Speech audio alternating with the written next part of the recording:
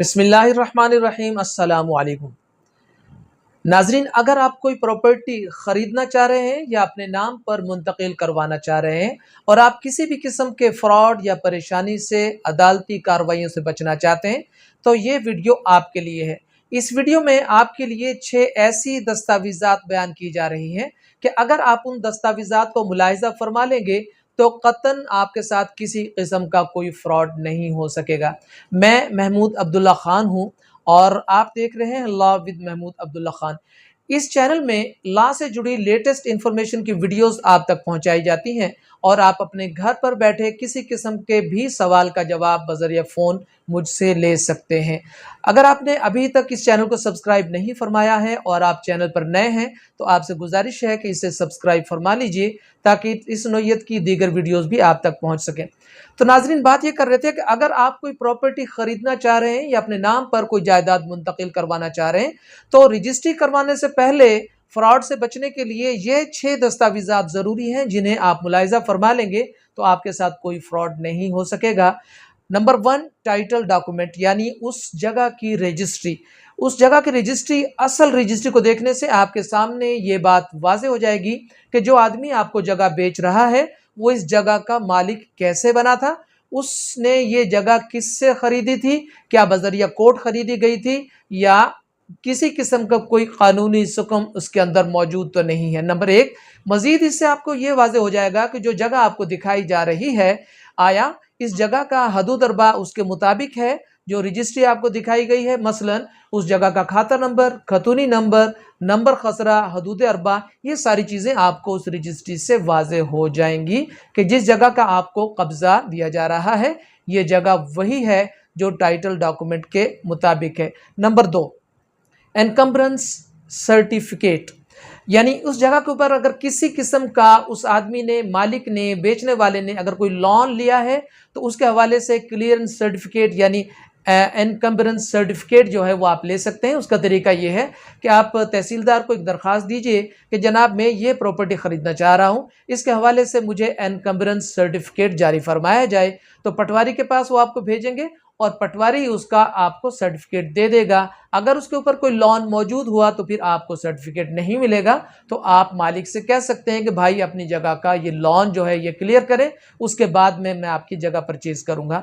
लेकिन अगर जगह क्लियर हुई तो आपको सर्टिफिकेट मिल जाएगा, फिर आप उससे बरी-उज़्ज़िम्मा हो जाएंगे। Number 3, mortgage.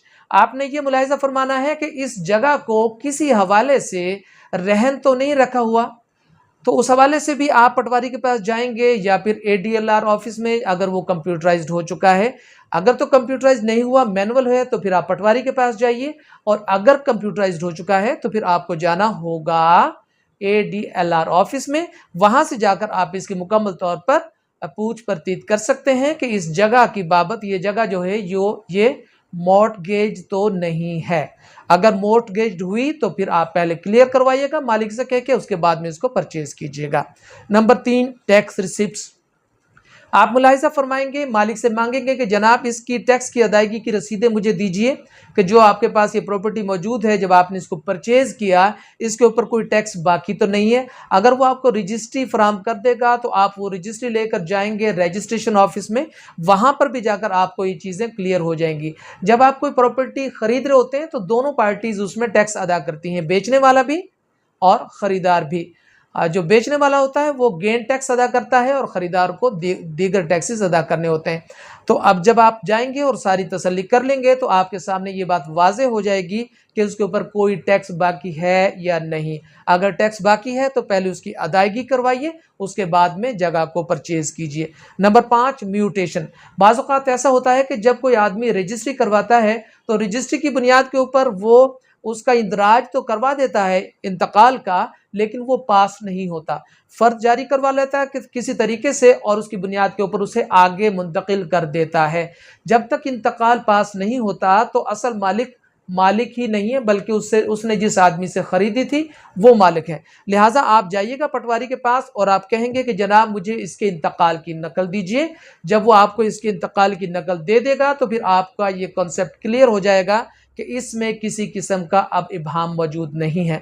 और आखिरी नंबर है प्रूफ ऑफ ऑनरशिप यानी फ़र्द जमाबंदी की फ़र्द। جمع بندی کی فرد ظاہر ہے جمع بندی کی فرد کے بغیر رجسٹری ہو نہیں سکتی، تو جب آپ کو وہ فرد دکھائیں گے آپ اس فرد کو ٹیلی کیجئے گا ٹائٹل ڈاکومنٹ سے، اور پھر ان دونوں کو ٹیلی کیجئے گا اس حدود اربہ سے جہاں پر آپ کو قبضہ دیا جا رہا ہے، جہاں پر آپ کو پلاٹ یا زمین دی جا رہی ہے، اور اگر وہ ساری چیزیں آپس میں ٹیلی کر رہی ہوں تو پھر آپ جو ہے اس جگہ کو پرچیز کر لیجئے گا۔ ناظرین، یہ ویڈیو اگر آپ کو پسند آئی ہے تو اس نوعیت کی بہت ساری ویڈیو میرے چینل پر موجود ہیں، اور بہت ساری ویڈیوز ابھی آنے جا رہی ہیں لیٹسٹ لا کے مطابق، تو آپ سے گزارش ہے کہ اسے سبسکرائب فرما لیجئے اور رنگ کے بٹن کو ضرور پریس فرمائیے گا تاکہ آنے والی ویڈیوز بھی آپ تک پہنچتے رہیں۔ اپنا بھرپور خیال رکھیے گا، مسکراتے رہیے، اللہ حافظ۔